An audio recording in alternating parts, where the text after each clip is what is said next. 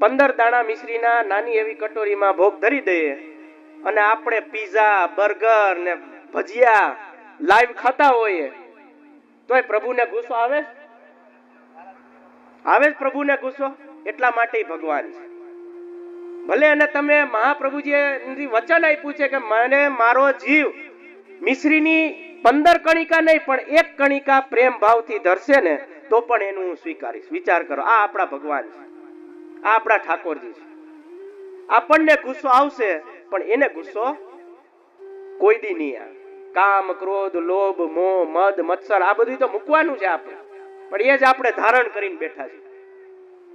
કામ, ક્રોધ, લોભ, મોહ, મદ, મત્સર આ બધું મૂકી દેવાનું છે આપણે, અને એ જ આપણે ધારણ કરીને બેઠા છે.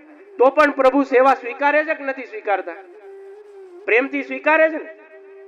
જે ઋષિ મુનિઓને પ્રાપ્ત નથી થયા, જે દેવી દેવતાઓને